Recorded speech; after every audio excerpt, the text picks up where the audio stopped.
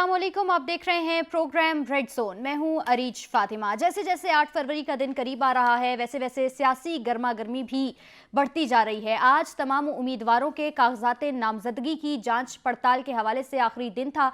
बहुत से उम्मीदवारों को ग्रीन सिग्नल दे दिया गया है इंतखाबात के हवाले से, लेकिन बेशुमार अभी भी ऐसे तमाम उम्मीदवार हैं जिनके कागजात नामजदगी को मुस्तरद कर दिया है।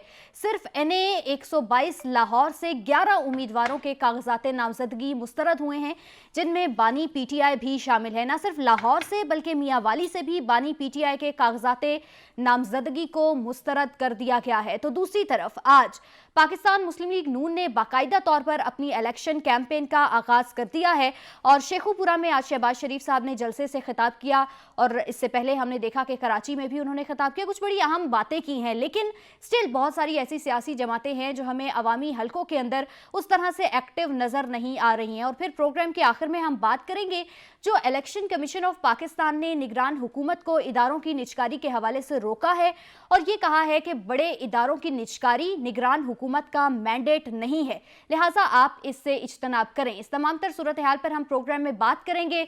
हस्बे मामूल जो एनालिस्ट हमारे साथ प्रोग्राम में शामिल हैं ख्वाजा ए मतीन साहब और सनाउल्लाह खान साहब। प्रोग्राम के पहले हिस्से में चूंकि हम सियासी माहौल पर बात कर रहे हैं जो इस वक्त पाकिस्तान में हमें नज़र आ रहा है, वैसे अगर हम माजी की थोड़ी सी बात करें तो कभी भी पाकिस्तान में इंतखाबात कोई आइडियलाइज्ड किस्म के नहीं हुए हैं। कोई ऐसे इंतखाबात नहीं हुए हैं जिसको सब ने कबूल किया हो और अभी भी ऐसा ही होगा। ना तो अपनी कोई हार तस्लीम करेगा और ना ही जीतने वालों को मुबारकबाद दी जाएगी। सो सनाउल्लाह खान साहब, आज कागजात नामजदगी की जांच पड़ताल हुई है, बहुत सारे उम्मीदवारों के कागजात नामजदगी मुस्तरद हुए हैं। आप इस तमाम तर माहौल को कैसे देख रहे हैं और किन जो सियासी जमातें हैं उनके लिए ये इलेक्शंस का माहौल आपको साजगार नजर आ रहा है और कौन से ऐसे उम्मीदवार हैं जिनके लिए आपको लगता है कि मुश्किल है? अरीज, बहुत शुक्रिया। एक तो आपने जो लफ्ज़ इस्तेमाल किया है ना वो बड़ा इंटरेस्टिंग है इलेक्शन के हवाले से और पाकिस्तान में जो इस वक्त सूरत हाल है उसके हवाले से।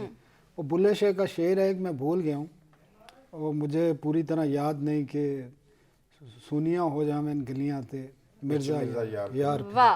तो वो हो जान गलियाँ तो विच मिर्जा यार फिरे। तो आज वो सूरत हाल है क्योंकि आज आखिरी दिन था सिक्योरिटी का।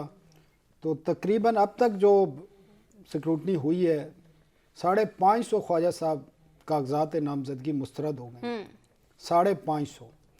और ये बढ़ रही है तादाद क्योंकि कुछ अभी आ रही हैं, कुछ जिस तरह रावलपिंडी का कुछ और आएंगी तो ये तादाद बढ़ भी सकती है जी। और यकीनन और इन पर जो इतराज़ात आए थे ना वो तकरीबन 7,800 से ज़्यादा हैं। कितने हैं जी? 7,800 से ज़्यादा। ये हमें नाजरीन को बताना ज़रूरी है कि इन 550 में से 381 PTI बैग्ड उम्मीदवार हैं, जिसमें PTI बानी चेयरमैन हैं, शाह महमूद कुरैशी हैं, असद कैसर हैं, अली मोहम्मद ख़ान हैं, आज़म सवाती हैं, जुल्फ़ी बुखारी हैं, मुराद सईद हैं। और इसमें ज़्यादातर जो हैं जो मुख्तलिफ मुकदमात में मतलूब हैं, मफरूर हैं। नहीं, कराची से शहबाज शरीफ साहब के भी मुस्तरद हुए हैं कागजात। तो मैं वो बता रहा हूँ आपको एक और इंटरेस्टिंग चीज़ ना, 550 हैं तकरीबन, ना ज़्यादा भी हो सकते हैं। पीपल्स पार्टी के 41 उम्मीदवार हैं जिनके कागजात नामजदगी मुस्तरद हुए और PMLN के 26 हैं, 26, GDA के 7 हैं। इस तरह फिर आज़ाद उम्मीदवार भी हैं कुछ। और ये तो सिर्फ PTI के नहीं हुए। हाँ, ये बात ज़रूर है कि मोस्टली जो रिजेक्ट हुए हैं दस्तावेज़ात जिनके कागजात नामजदगी वो PTI से उनका ताल्लुक़ है और उसकी वजूहात भी हैं मुख्तलिफ, रियासती इदारों पे हमले करना या कुछ चीज़ें या बैंक डिफ़ाल्टर या कुछ एक मरीज जो उम्मीदवार हैं वो मफरूर हैं, नहीं वो पेश ही नहीं हुए। उसके अलावा ख्वाजा साहब एक और बड़ा एक वजह है जो क्योंकि पकड़ धकड़ है, मुख्तलिफ मामलात हैं। जो कागजात नामजदगी जमा कराए गए हैं ना, वो जिन वकीलों ने कराए हैं वो गली मोहल्लों से पकड़े हुए वकील हैं जो सियासत करते हैं अदालतों में, उनके मुंशी जाके काम करते हैं, ज़्यादातर लोग ऐसे ही हैं। तो उन्होंने वो जो रिक्वायरमेंट थी वो भी शायद पूरी नहीं की, वरना बग़ैर किसी वजह के तो मेरे ख्याल कोई नहीं हो सकते। लेकिन ज़्यादा चांसेस ये भी हैं कि जब ये कल से जब एपिलेट में जाएंगे ट्रिब्यूनल्स में तो इसमें बहुत से लोग हैं जिनके डॉक्यूमेंटेशन पूरी होगी और उनके ऊपर कोई केसेस नहीं होंगे, मतलूब नहीं होंगे یا سزا یافتہ نہیں ہوں گے تو ان کے کاغذات مجھے امید ہے، کیونکہ دنیا کو بھی آپ نے بتانا ہے اور آبزرور بھی یہاں آئیں گے الیکشن میں، ساری دنیا دیکھ بھی رہی ہے، تو آپ کو وہ پھر کلیئر کرنے پڑیں گے جن کی ڈاکومنٹیشن پوری ہے، جن کے اوپر کوئی الزام نہیں ہے، جن کے کو کوئی سزا نہیں ہے یا کوئی بینک ڈیفالٹر نہیں ہے. جس طرح جی ڈی اے کے وہ ہوئے ہیں سابق جو اسپیکر ہیں ڈاکٹر فہمیدہ مرزا، ان کے خاوند ذوالفقار مرزا، حسنین مرزا، عصام مرزا، یہ بیسکلی بینک ڈیفالٹر ہیں. ان پہ سٹوریاں بھی بہت ساری آ چکی تھیں، ان کے مختلف ملے ہیں، انہوں نے بینکوں سے کافی لون لیے ہوئے ہیں اور وہ ڈیفالٹ کر گئے ہیں، تو ان کے بھی کاغذات نامزدگی مسترد ہوئے ہیں. اب اس کو ایک یقیناً یہ اب ایک الیکشن کمپین بھی بن جائے گی، لیکن مجھے خدشہ یہ ہے کہ اگر یہ تمام کاغذات اسی طرح پی ٹی آئی کے تمام لیڈرز کے مسترد ہو گئے، تقریباً سارے ہی ہیں جس میں جو بڑے نام ہیں، تو پھر یہ الیکشن کا بائیکاٹ نہ کر دیں. یہ چانسز بھی ہو سکتے ہیں، یا اس میں کچھ اور صورتحال پیدا نہ ہو جائے. تو ابھی معاملات کلیئر نہیں نظر آ رہے. خواجہ صاحب، آپ کا تعلق لاہور سے ہے تو میں چاہتی ہوں کہ ہم لاہور کی سیاست پر بھی آج تھوڑی سی بات کریں. این اے 130 سے میاں صاحب خود لڑیں گے انتخابات اور ان کے مقابلے میں ڈاکٹر یاسمین راشد تھیں اور ان کے متعلق دعویٰ یہ کیا جا رہا تھا کہ وہ ایک بڑی بھاری کینڈیڈیٹ ہوں گی، لیکن آج ان کے بھی کاغذات نامزدگی جو ہیں وہ مسترد ہوئے ہیں. لاہور کی سیاست کو آپ کیسے دیکھتے ہیں اور میاں صاحب آپ کے مطابق کتنے بھاری مینڈیٹ سے جیت جائیں گے؟ کیونکہ میاں صاحب اس وقت خود بھی تھوڑے سے پریشر میں ہیں، انہوں نے جیتنا بھی ہے ہر صورت، عوام کو بھی کسی نہ کسی طرح سے انہوں نے منانا ہے، عوامی جلسے بھی ابھی انہوں نے کرنے ہیں. تو آپ میاں صاحب کی سیاست کو لاہور میں کیسے دیکھتے ہیں؟ دیکھیں میں آپ کو بتاؤں کہ جو لاہور تو گڑھ ہے مسلم لیگ نون کا، ٹھیک ہے نا. یہ لیکن خواجہ صاحب جب پی ٹی آئی کی حکومت آئی تھی تو کہا یہ گیا تھا کہ لاہور کا جو گڑھ ہے وہ پی ٹی آئی لے گئی ہے. میں آپ کو بتاؤں کہ 2002 میں لے کے چلتا ہوں، 18 میں نہیں، جب ایک قہر کا دور تھا نا مسلم لیگ نون پر، جب پوری اسمبلی میں انہوں نے 17-18 نشستیں حاصل کی تھی، تو اس وقت بھی لاہور میں سب سے زیادہ نشستیں جماعت اسلامی کے ساتھ اتحاد کر کے نون لیگ سب سے زیادہ نشستیں جیتی تھی لاہور میں. 2002 کی بات کر رہا ہوں. اسی طرح 2018 کی بات کر لیں، اس میں بھی نون لیگ کی زیادہ نشستیں وہ کم جیتے ہیں. یہ جو بالخصوص جس حلقے کا آپ نے ذکر کیا ہے، بڑی طاقتور امیدوار رہی ہیں. یہ جو یاسمین راشد بڑے عرصے سے 3-4 انتخابات میں حصہ لیا انہوں نے، لیکن ان کے لیے آئیڈیل میرے خیال میں 2018 کے الیکشن تھے، پورا عروج تھا. عمران خان بھی لاہور سے جیت گئے تھے جس حلقے سے میرا تعلق ہے، تو وہاں سے بھی الیکشن جیت گئے تھے خان صاحب، لیکن یاسمین راشد وہ الیکشن بھی نہیں جیت سکیں. تو آج تو پی ٹی آئی کے جو نام لیوا میں چھپتے پھرتے ہیں، کاغذات نامزدگی مسترد ہو وہ ابھی ابتدائی طور پر ہوئے ہیں نا. وہ نہیں خواجہ صاحب، یہ میں ایک چھوٹی سی بات بتا دوں کہ 3 تاریخ تک، 3 جنوری تک اپیلیں جو ہیں وہ ریسیو کی جائیں گی. 4 دن ہیں ٹوٹل آپ کے پاس، 31، 1، 2، 3، اور اس کے بعد 7 دن ہیں ان پر اپیلیٹ ٹریبونل نے فیصلہ کرنا ہے. اور پھر 11 تاریخ کو جو ہے ریوائز لسٹ لگے گی اور اس کے بعد وہ نامینیشن واپس لینے کا ہوگا. تو 11 جنوری تک یہ چیزیں کلیئر ہو جائیں گی کہ کون کون امیدوار حتمی فہرست آ جائے گی. حتمی فہرست آ جائے گی. لیکن ابھی مواقع ہیں، اسی لیے میں کہہ رہا ہوں ابھی مواقع ہیں. آپ الیکشن جو ٹریبونل کا فیصلہ ہے اس کے خلاف ہائی کورٹ جا سکتے ہیں، سپریم کورٹ جا سکتے ہیں. ابھی تو ابتدائی بات لاہور کی بات کر رہے تھے ہم. اسی طرح جو خواجہ سعد رفیق والا حلقہ ہے، آپ کو یاد ہوگا خان صاحب وہاں سے جیت گئے تھے. جب نشست چھوڑی تو 2.5 ماہ بعد وہ تھوڑے سے ووٹوں سے جیتے تھے خان صاحب. تو ابھی دیکھیں نا اس حلقے سے این اے 122 ہے نا، وہ ابھی کچھ حلقے تبدیل ہوئے ہیں. 122 سے عمران خان صاحب خود امیدوار تھے، ان کے مسترد ہوئے ہیں، لیکن ان کے جو وکیل ہیں وہ اظہر صدیق صاحب، ان کے ایکسیپٹ ہو گئے ہیں، تو وہ امیدوار ہوں گے. خواجہ سعد رفیق سے ان کا مقابلہ ہوگا اور پیپلز پارٹی کے امیدوار. میں آپ کو بتاؤں، دیکھیں نا اسی حلقے سے حامد خان بھی الیکشن لڑے ہیں، ٹھیک ہے، بڑے بڑے لوگ وہاں سے الیکشن لڑے ہیں. لیکن وہ نون لیگ کا، کیونکہ میں لاہور پورے کو گڑھ کہتا ہوں، لیکن پی ٹی آئی نے بڑی وہاں سپیس پیدا کی ہے.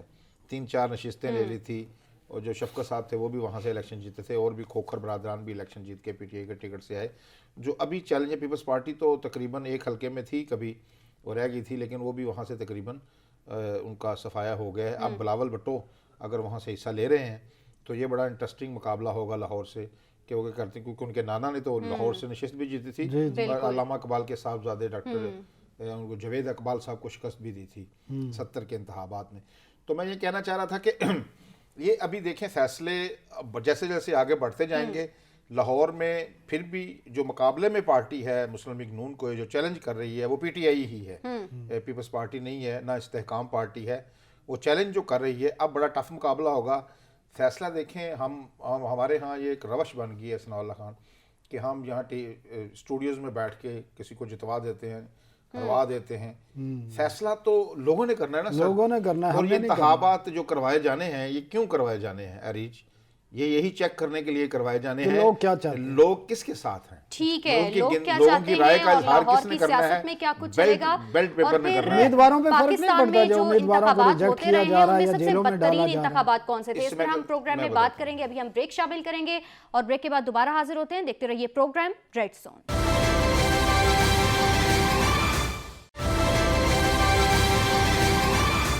Welcome back. ایک مرتبہ پھر سے آپ کو ہم پروگرام میں خوش آمدید کہتے ہیں اور ہم بات کر رہے ہیں لاہور کی سیاست کے حوالے سے. اور پاکستان میں ہر 5 سال کے بعد انتخابات ہوتے ہیں لیکن ان انتخابات کو کنٹروورشل کیوں قرار دیا جاتا ہے؟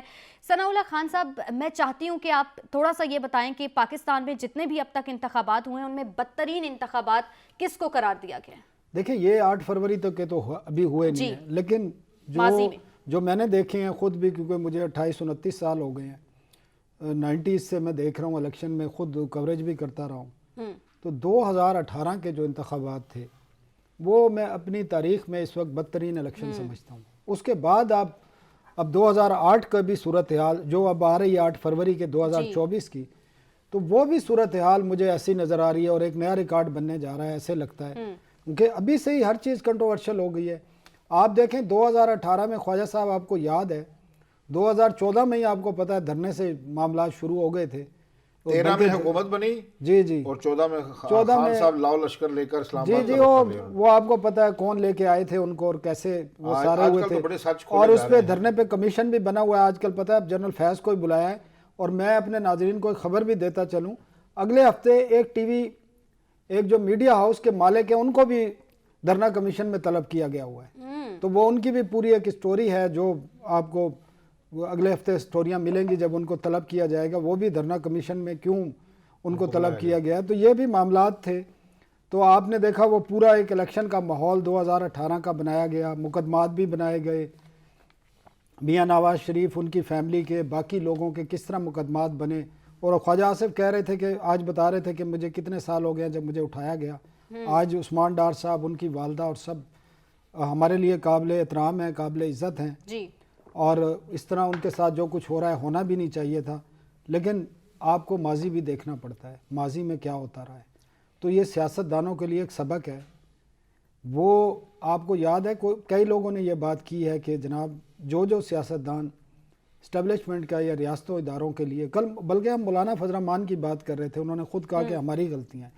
تو ان سیاستدانوں کی اپنی غلطیاں ہیں. جب تک یہ فیصلے خود نہیں کریں گے، ملک کے جو مسائل ہیں اس کے لیے اکٹھے نہیں بیٹھیں گے، آپ ملک کی معیشت ہے، روزگار ہے، یا فارن پالیسی ہے، یا سیکورٹی پالیسی پہ جب یہ تمام جو سیاسی جماعتیں اکٹھے نہیں ہوں گی تو یہ مسئلے بھی حل نہیں ہوں گے. اور پھر یہ کبھی ایک اسٹیبلشمنٹ کی گود میں جا کے بیٹھ جاتی ہے جماعت، کبھی دوسری بیٹھ جاتی ہے، تو پھر مسئلے کس طرح حل ہوں گے؟ مولانا فضل الرحمان نے بڑی مشکل بڑے عرصے بعد یہ بات کی ہے، لیکن ابھی بھی وہ اقتدار کے لیے سودے بازی سارے لوگ کر رہے ہوتے ہیں. تو آج بھی ان کو میرے خیال میں سبق نہیں ملا. آنے والے دنوں میں بھی صورتحال اس طرح نہیں ہوگی، اور ان الیکشن کو بھی میں نہیں سمجھتا کہ کوئی پاکستان کی سیاسی پارٹی جیتنے والی صرف ایکسیپٹ کرے گی اور کوئی بھی نہیں کرے گی. ٹھیک ہے خواجہ صاحب، اگر یہی ماحول چلتا رہا، چونکہ ثناء اللہ خان صاحب نے بھی ابھی اشارہ کیا ہے کہ 2018 کے انتخابات میں ایک پورا ماحول بنایا گیا تھا اور ابھی بھی ایسے ہی لگ رہا ہے جو 2024 کو انتخابات ہونے جا رہے ہیں ان کے حوالے سے بھی ایک پورا ایک ماحول بنا دیا گیا ہے. تو جب تک یہ سیاست کے اندر یہ تمام چیزیں حل نہیں ہوں گی تو پاکستان میں جمہوریت کیسے مضبوط ہوگی؟ جی میری بات سنیں، جو آپ نے بات کی ہے کہ جو برے جو انتخابات ہیں پاکستان کی تاریخ کے، وہ میں سمجھتا ہوں 2 انتخابات ہیں جی ہسٹری میں جو ہم نے دیکھے ہیں. وہ تو 2018 کے ہیں، یعنی کہ 85 سے لے کر غیر جماعتی انتخابات سے لے کر ہم ابھی تک دیکھتے آ رہے ہیں. لیکن آپ جب جائزہ لیں، پڑھتے ہیں ہم 70 میں جو انتخابات ہوئے تو ان کے نتائج کو تسلیم نہیں کیا گیا. جب شیخ مجیب الرحمان ان کو اکثریت ملی تو وہ پھر انہوں نے قانون سازی کرنی تھی، پہلے آئین پہ اتفاق رائے کرنا تھا، وہ آئین پہ اتفاق رائے نہ ہو سکا، جس کی وجہ سے کہ ہجانی کیفیت میں پورا ملک مبتلا ہوا۔ الیکشن تو 2018 سے وہ بہتر تھے، لیکن مسئلہ آگے چلیں، آگے 77 کے جو انتخابات ہوئے نا، جی جی اس میں اور جو ابھی ہو رہے ہیں 2024 کے، اس میں مجھے ایک مماثلت نظر آتی ہے۔ 77 میں یہ ہوا کہ جب بھٹو صاحب کو مشورہ دیا گیا کہ آپ کیونکہ بڑے لیڈر ہیں جی تو آپ ایسے کریں کہ اپنے آپ کو بلا مقابلہ منتخب کروائیں حلقوں سے، اور جو مخالف امیدوار تھے نا ان کو، عباسی صاحب تھے ان کے حلقے میں ایک جماعت اسلامی کے، تو ان کو مارا پیٹا گیا، سنا ہے ان کی ٹانگیں توڑ دی گئیں، تو پھر ان کو دستبردار کروا دیا گیا، اور وہ بلا مقابلہ اور بلا مقابلہ۔ اور ہوا یہ صرف بھٹو صاحب نہیں ہوئے اس وقت کے، کیونکہ اس وقت نگران سیٹ اپ ہی نہیں ہوتا تھا نا، چاروں جو، میں آپ کو ایک تاریخی بات بتاؤں ثناء اللہ خان، چاروں جو صوبائی وزراء اعلیٰ تھے وہ بھی بلا مقابلہ جتوا دیے گئے۔ وہ تھے نہیں، وہ بننے تھے۔ اچھا ہاں، وہ بھی بلا مقابلہ جیت گئے۔ تو دیکھیں یہ جو انتخابات ہیں، اگر یہ اس کے بعد پھر ہوا کیا، ابھی بھی یہ ہو رہا ہے کہ مسترد پہ مسترد، اگر کوئی قانونی جواز ہے، کوئی بینک کا نادہندہ ہے یا کسی چیز کا بھی انہیں، خواجہ صاحب اس وقت کیا ہوا تھا، آپ بات گول کر کے، میں آتا ہوں ادھر ہی، خواجہ صاحب اس وقت ٹیک اوور ہو گیا تھا جنرل ضیاء الحق نے، تو آپ کہنا چاہ رہے ہیں کہ ابھی بھی صورتحال اس طرح ہو سکتی ہے؟ میں یہ آپ بات خدشہ ظاہر کیا، میں کہتا ہوں یہ بات ریکارڈ پر رہے گی نا ہماری بھی اور آپ کی بھی، کہ یہ جو اس وقت اسی جبر اختیار کیا گیا ایک سیاسی اور جمہوری حکومت نے، ٹھیک ہے نا، ابھی بھی نگران سیٹ اپ ہے نا، پس پردہ جو قوتیں ہیں، دیکھیں نا، نہ ہم اس کی طرف جھانک سکتے ہیں نہ ہمارا ان تک ہاتھ پہنچتا ہے، لیکن ابھی جو نگران سیٹ اپ ہے، ہسٹری میں تو ان کا نام آئے گا نا، انوار اللہ کاکڑ صاحب تھے اور چیف الیکشن کمشنر جو تھے، جو ذمہ داران ہیں شفاف انتخابات کرانے کے۔ اس کے بعد جب اس طرح کے انتخابات ہوتے ہیں، دیکھیں لاجک کی بات ہے، پنجاب کی حکومت، اچھا سن لیں، لاجک یہ ہے، انتخابات ہو گئے، بھٹو صاحب دوبارہ وزیر اعظم بھی بن گئے، چاروں صوبائی وزراء اعلیٰ بھی بلا مقابلہ جیت کر وہ بھی اپنی نشستوں پر آ گئے۔ ہوا کیا کہ تمام جو سیاسی پارٹیاں تھیں دوسری، ٹھیک ہے، انہوں نے اس نتائج کو تسلیم نہیں کیا اور مظاہرے پھوٹ پڑے۔ آپ کو یاد ہوگا کہ بھٹو دور میں جب اس وقت اپوزیشن کی جماعتوں نے مظاہرے شروع کیے تو ان پر گولیاں بھی چلائیں گی، جو لوہاری مسجد ہے لاہور میں، اس کی سیڑھیوں پر خون بکھرا پڑا تھا اور 10-15 لاشیں گری۔ اسی طرح پورے ملک میں جو مظاہرین نکلے ان پر گولیاں برسائی گئیں، جس کے نتیجے میں پھر ضیاء الحق کا مارشاء اللہ نافذ ہو گیا۔ ٹھیک ہے، ابھی بھی یہ دیکھیں، میں یہ کہنا چاہ رہا ہوں کہ جو زندہ قومیں ہوتی ہیں، باشعور لوگ ہوتے ہیں، ہمارا کام ہے اپنی رائے کا اظہار کرنا۔ یہ ایک مقابلہ ہونا ہے، ہم نے یہ فیصلہ کرنا ہے، مقابلہ نہیں ہے یہ، بلکہ اس کو مقابلہ کہنا نہیں چاہیے، ہم نے مقابلہ بنا دیا ہے، ہم نے لوگوں کی رائے جاننی ہے، ٹھیک ہے نا، بلکہ مقابلے سے بڑھ کر اب ایک جنگ کی کیفیت ہوگی۔ ٹھیک ہے، اچھا، اور میڈیا اس میں بھی بڑا پیش ہے، دشمنی، ایک جنگی ماحول بنا دیا گیا۔ جنگی ماحول نہیں ہے، یہ جاننا ہے 8 فروری کو جو آپ کے حلقے کا نمائندہ کون ہے اور لوگوں سے رائے کیسے لینی ہے، بیلٹ کے ذریعے لے لیں۔ پہلے ایک وقت میں یہ ہوتا تھا کہ لوگوں کے سر گنے جاتے تھے۔ خواجہ صاحب ہمیں بریک کی طرف جانا ہے، اور جب ہم بریک سے واپس آئیں گے تو ہم بات کریں گے جو اس وقت الیکشن کمیشن آف پاکستان نے نگران حکومت کو منع کیا ہے کہ آپ کا مینڈیٹ نہیں ہے نجکاری کا، اس حوالے سے یہ تمام تر معاملہ کیا ہے، اس پر بات کریں گے۔ ابھی ایک بریک، دیکھتے رہیے پروگرام ریڈ زون۔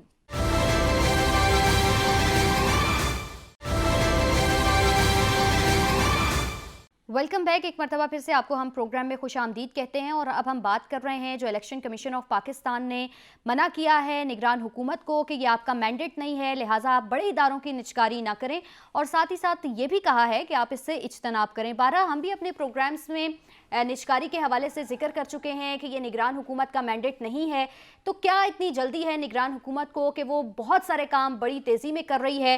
ماہر معاشیات ہیں عابد سلیری صاحب، آپ نے ہمیں پروگرام میں جوائن کیا ہے، بہت شکریہ سلیری صاحب، آپ کو پروگرام میں خوش آمدید کہتی ہوں۔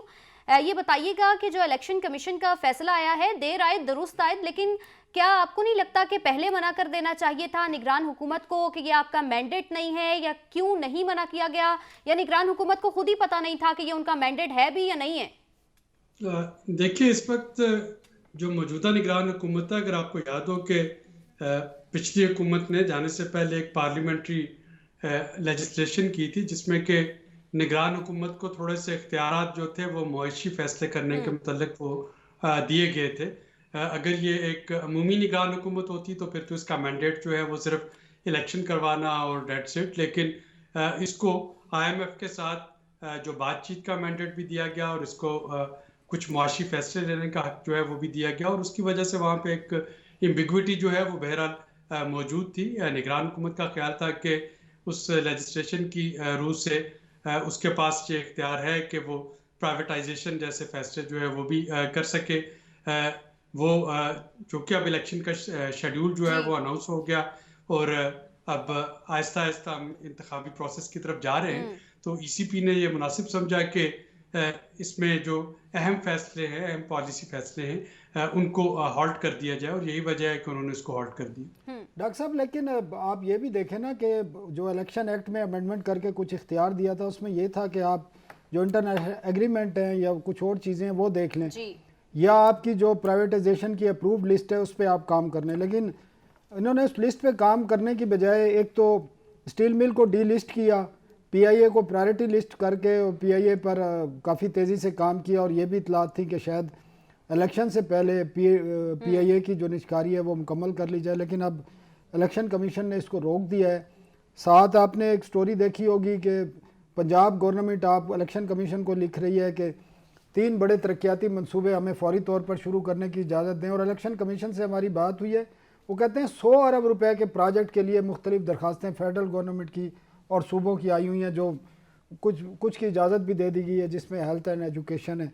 तो आप देखते क्या है कि ये जो निगरान हुकूमत का एक दौरानिया है जो 8 फरवरी या उससे बाद तक चलेगा, इसमें आप समझते हैं कि जो भी इकदाम किए गए हैं वो हमारे कॉन्स्टिट्यूशनली जो हमारी रिक्वायरमेंट है उसके मुताबिक थे, या बियॉन्ड उससे भी निकल गए थे? ये देखिए, इस पे तो जो आईनी अमूर के माहिर हैं वो अपनी अपनी राय जो है वो दे रहे होंगे, और दोनों तरफ राय जो है वो पाई जाती है। एक स्कूल ऑफ थॉट का ये कहना है कि ये सारे तरक्याती मंसूबे और जो कुछ भी किया जा रहा था वो एन आईनी पैरामीटर्स के तहत था, जबकि एक दूसरा स्कूल ऑफ थॉट है जो कि समझता है कि निगरान हुकूमत ने ट्रेस पास किया अपने जो मैंडेट से।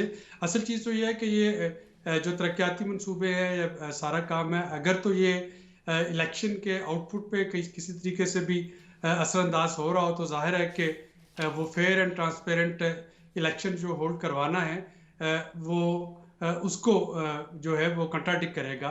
लेकिन अगर कुछ ऐसे जो मंसूबे थे जो कि इन एनी केस होना बहुत ज़रूरी थे, तो उसको ईसीपी ने भी उसकी इजाज़त दी, और निगरान हुकूमत ज़ाहिर है कि उसको मुकम्मल कर रही है। लेकिन इसमें से मेरा ख्याल है कि बहुत से ऐसे मंसूबे जिन पे वेट किया जा सकता है या किया जाना चाहिए था, और वो आने वाली जो हुकूमत है इलेक्शन के बाद मुंतखब होके वो ज़्यादा बेहतर तरीके से इन जो तरक्याती मंसूबे हैं उनके बारे में ज़्यादा बेहतर अच्छा तरीके डॉक्टर से। साहब, कल हमने एक शो भी किया था और वो आपने वर्ल्ड बैंक की पब्लिकेशन भी देखी होगी, जिसमें उनका ख्याल है कि पाकिस्तान का जो इकोनॉमिक मॉडल है वो बिल्कुल रिजल्ट और ओरिएंटेड नहीं है, बल्कि क्लैप्स कर चुका है, और उससे सिर्फ एक ख़ास तबके को फ़ायदा पहुंच रहा है, आम आदमी को उससे कोई फ़ायदा नहीं हो रहा।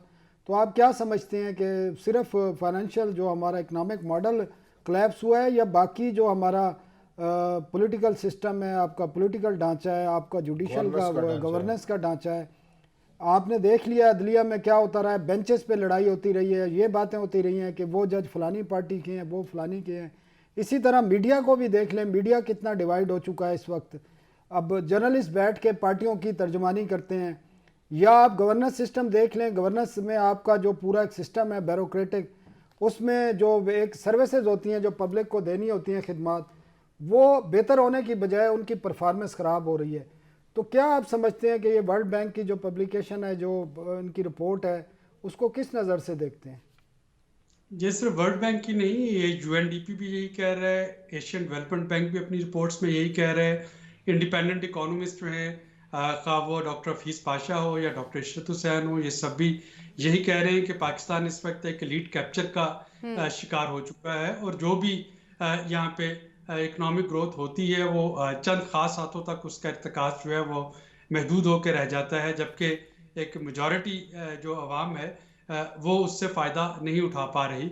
और ये मॉडल ज़ाहिर है कि इकोनॉमिक मॉडल जो है ये सिर्फ इकॉनमी ही नहीं, ये पॉलिटिकल इकॉनमी है, और इस पॉलिटिकल इकॉनमी में इसमें गवर्नेंस के स्ट्रक्चर भी हैं, उसमें जो रियासत के बाकी पिलर्स हैं वो भी कहीं ना कहीं पे अपना रोल प्ले करते हैं या प्ले नहीं करते, जिसका नतीजा ये निकल रहा है कि ایک تو یہ کہ ہم اپنے پوٹینشیل سے بہت کم گرو کر پا رہے ہیں، اور دوسرا یہ کہ جو گروتھ ہو بھی رہی ہے اس کا فائدہ صرف چند مخصوص گروہوں یا مخصوص افراد کو ہو رہا ہے، اسماعیلی اور صاحب عوام آپ نے الناس بھی جو ہے یہ وہ اس ورلڈ سے بینک کی رپورٹ دیکھی ہوگی، یہ معاشی سسٹم جو نکارہ ہو چکا ہے، جو بتایا ورلڈ بینک نے، آپ نے کہا ایشین بینک بھی کہہ چکا ہے.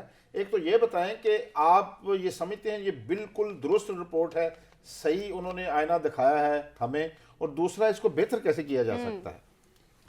جہاں پہ انہوں نے یہ آئینہ دکھایا وہاں پہ انہوں نے اس کو بہتر کرنے کے طریقے بھی بتائے ہیں. فار ایگزامپل ان کا یہ کہنا ہے کہ ہمیں ہیومن پالیسیوں کی کیپٹل ضرورت میں ہے. انویسٹ کرنا ہے، چونکہ اس وقت ہمارے ہاں 5 سال سے کم عمر بچوں کی شرح اموات کو دیکھ لیں، یا بچوں میں سٹنٹنگ کو دیکھ لیں، یا ان کے جو تعلیمی معیار گرتا ہوا تعلیمی معیار ہے اس کو دیکھ لیں، تو ان کا یہ کہہ رہے ہیں کہ ہمیں ایک تو ہیومن کیپٹل میں انویسٹ کرنا ہے تاکہ آنے والی دہائیوں کے لیے ہماری ایک جو ورک فورس ہے وہ پروڈکٹیو اور افیکٹو ورک فورس بن سکے. اب وہاں پہ انویسٹ کرنے کے لیے رقم کہاں سے آئے گی؟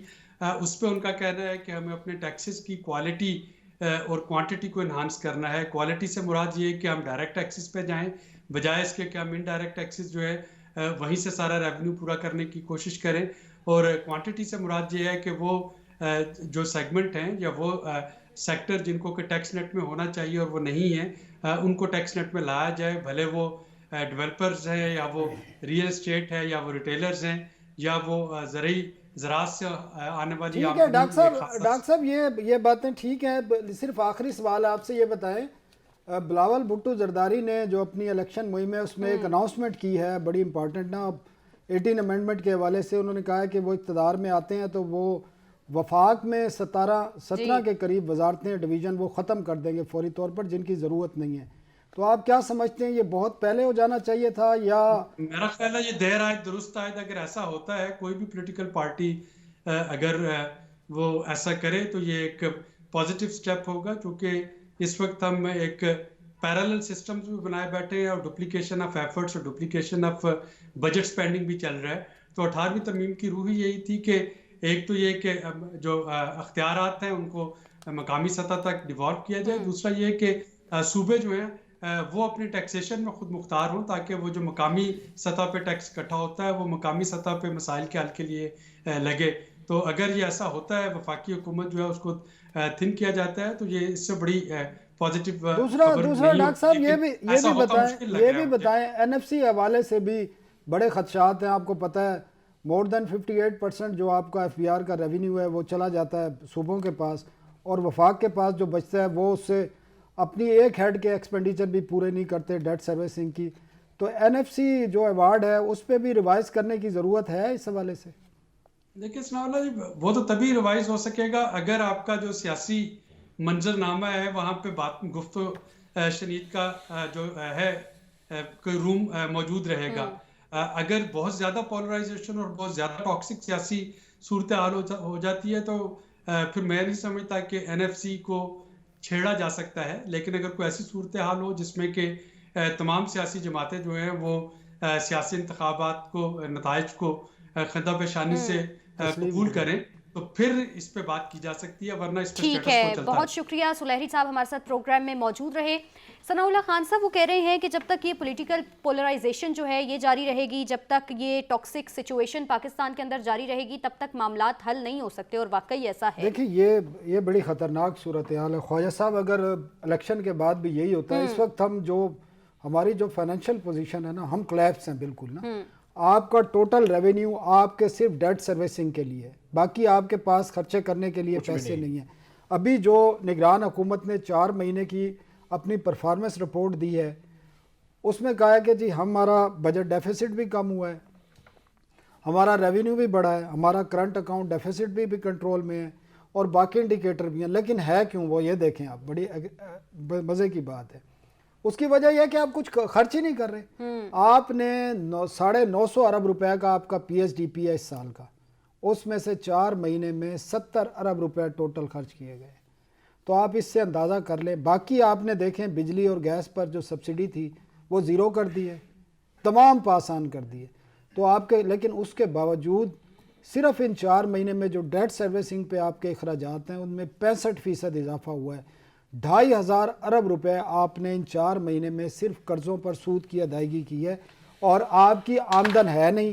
آپ یہ دیکھیں نا ابھی جو آپ بات کر رہے ہیں, جو سلیری صاحب نے بڑی خوبصورت بات کی ہے, سب سے اہم ہے ثناء اللہ خان کہ اگر آپ نے اپنی معیشت بہتر کرنی ہے اس کے لیے سیاسی استحکام چاہیے آپ کو. خواجہ صاحب اور اس صورتحال میں بدقسمتی کیا ممکن ہے؟ ہے. اچھا خواجہ صاحب, انتخابات ہو رہے ہیں ابھی, تو عدم استحکام کی سچویشن ہے, آپ کو کیا لگتا ہے انتخابات کے بعد یہ استحکام پاکستان میں ممکن ہے یا نہیں ممکن؟ دیکھیں میرا خیال تھا کہ انتخابات ہوتے ہی جو پولرائزیشن جو ہے وہ 50% کم ہو جائے گی, لیکن اب حالات جس رخ کی طرف جا رہے ہیں مجھے یہ لگتا ہے کہ کوئی بھی پارٹی جیتے, مثال کے طور پر پی ٹی آئی جیت جاتی ہے الیکشن, جیسے میں 77 کے انتخابات کی آپ نے مماثلت یاد رکھنی ہے, تو پھر جیت جاتی ہے تو باقی پارٹیاں اسے تسلیم نہیں کریں گی. ان میں سے وہ پارٹیاں جیت جاتی ہیں, پی ٹی آئی نہیں اسے تسلیم کرے گی. مثلا ہمارے ہاں جو تسلیم نہ ابھی کرنے تو کا الیکشن رجحان نہیں ہے, ہوا, اتنا انت چکا ہوا ہے سب نے, وہ پنجابی میں کہتے ہیں انت چکا ہوا ہے. تو یہ جو صورتحال ہے یہ آپ دیکھیں چلتا بلا ملک تھا ہمارا, یعنی کہ 2013 میں ایک نئی حکومت آئی, 2014 میں آپ خود ایک دھرنا مینج کر کے لے آئے. اچھا عدالتوں کے ذریعے آپ نے جو تعمیر و ترقی کے منصوبوں پر پابندیاں لگائیں, آپ کو پتہ ہے جو گرین لائن جو اورنج لائن ٹرین منصوبہ اس پہ اسٹے دیے, کام نہیں کرنے دیے, آپ اشتہار نہیں دے سکتے اخبارات میں. شہباز شریف نے کراچی میں اورنج لائن ٹرین کی مثال بھی دی اور انہوں نے کہا ہے کہ اس طرح کے اور منصوبے ہم لے کر آئیں گے. اچھا وہ جناب آپ نے اچھا باہر اسی خان صاحب سے, بانی پی ٹی آئی سے اعلان کروایا کہ باہر سے ہمیں زرعِ مبادلہ نہ بھیجیں, اپیلیں کروائیں, بجلی کے بل جلوائے گئے. اچھی بلی مستحکم معیشت کو ہم نے سیاسی عدم استحکام کے ذریعے ریورس گیئر لگوایا. وہ دن ہے, اور ہم نے ایک سیاسی حکومت کو ناکام کرنے کے لیے ملک کو پیچھے دھکیل دیا. اب ہم وہ سیاسی جو عدم استحکام کا شکار ہوئے, معیشت نیچے بیٹھ گئی, اب نہ معیشت سنبھل رہی ہے. ریز خواجہ صاحب جو بات کہہ گئے ہیں نا کہ 77 والی جو مثال دے گئے ہیں, میں تو خواجہ صاحب کے خدشے سے مجھے اور خدشہ بڑھ گیا ہے. ٹھیک ہے جی, کہ یہ اسی پتہ خدشے نہیں کے ساتھ سلیکشن کے بعد نا 77 کے بعد والی صورتحال نہ مزید ہم خدشے کو نہیں بڑھاتے ہیں. یہیں پر پروگرام کا وقت ختم ہوا, آپ کو بھی ہم تھوڑا سا ریلیکس کرتے ہیں. انشاءاللہ کل آپ سے ملاقات ہوگی, نئے موضوعات لے کر آپ کی خدمت میں حاضر ہوں گے. اپنا خیال رکھیے, اللہ نگہبان.